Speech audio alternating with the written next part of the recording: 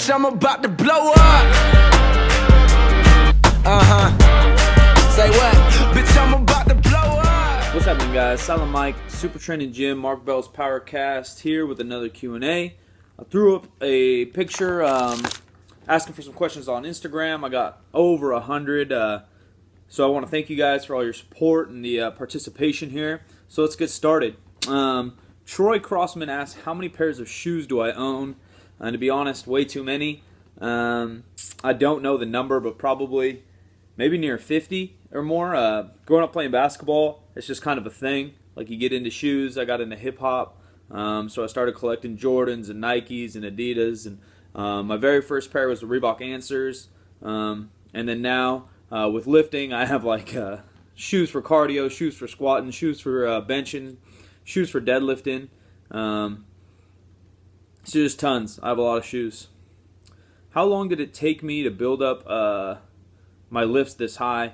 Years. I've been lifting probably since I was about 14, just training for basketball, and then within the last 5-6 years I switched over to powerlifting. So it takes a long time. It'll depend by person, genetics, how dedicated you are, and how technical you are with the lifts, but it takes a long time, man. This powerlifting strength game is a journey. I recently just got to hang out with Ed Cohn. He told me he thinks the peak for a powerlifter is kind of in their early 30s. He started in his teens, and he said his best was in his early 30s. So, that's 15 years just grinding away. How do you feel about casein protein? I think it's fine. I don't know. I don't really drink protein shakes. I'm not really huge into any supplements, really. I drink a lot of caffeine, and that's about it. I think casein's fine. I think whey's fine. Find one that you like the taste of and try it out. Can you come and train? Jay Dillian says, can I come train at Super Training with y'all? Super Training is a private gym. You can email the gym or try to get a hold of us, and we can set up a schedule or schedule a time for you to come visit, get a session in. Will there be more videos of Eric Spoto? For those of you that don't know, all lifting and different content that I'm involved in will be on Super Training 06. That's youtube.com/supertraining06. That's Mark Bell's channel. We recently had Eric Spoto on. He came and visited. We had him on the podcast.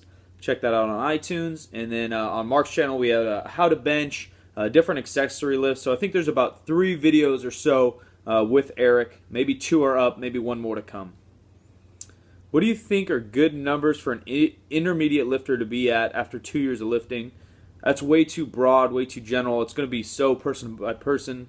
Some guys lift for 2 years and they're, benching 500, and some are at 225. Just focus on yourself and focus on your self-progress. Here's a question I get a ton of by my boy Matt Vincent and many others. They're asking when will I compete again? A few things.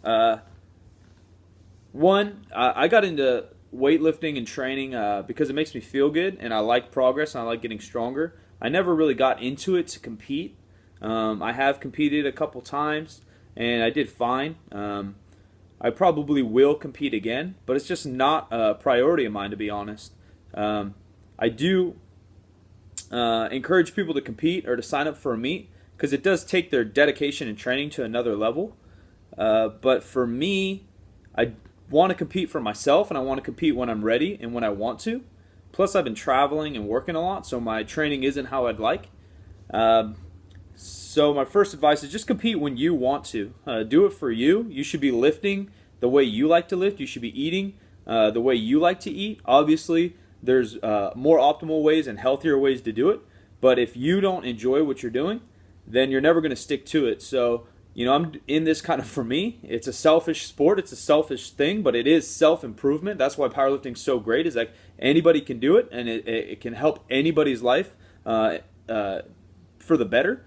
And so I like to live for me. I like to train. I really like to train, so I'll continue to do that. I will compete. No timeline.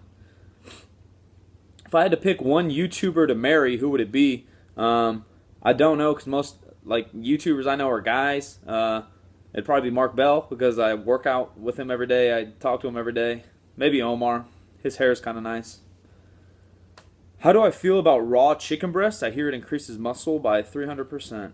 I hope you're not eating raw chicken breast. You might be on the dumper a lot. Might cause some stomach issues, but whatever.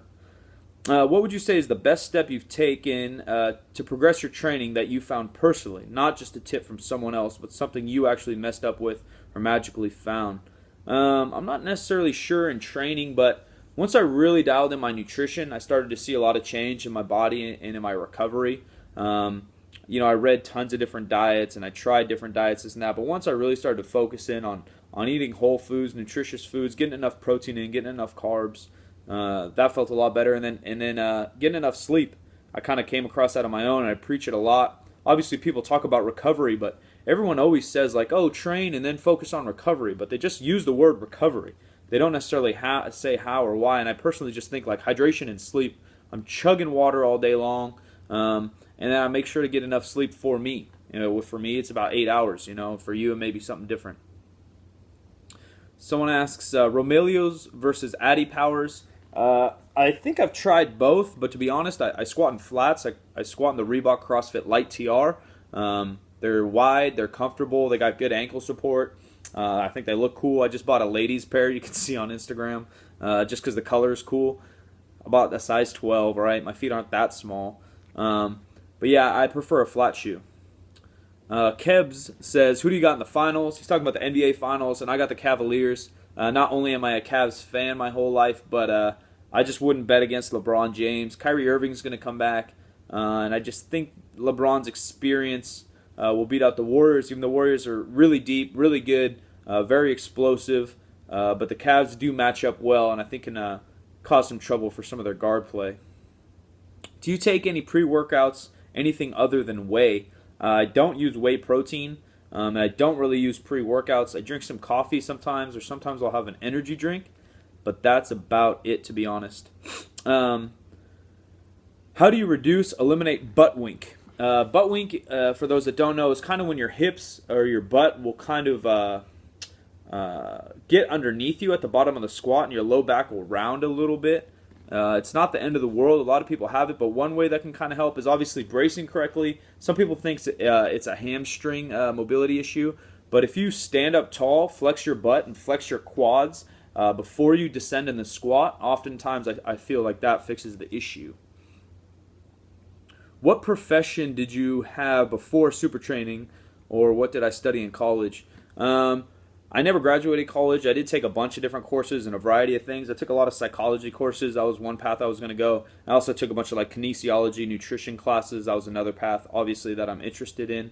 But before super training, I coached high school basketball, and I worked at a gym full time, basically. I personal trained, and then I also like sold memberships and did the normal deal. So I was just on my grind doing those things, working pretty much 7 days a week.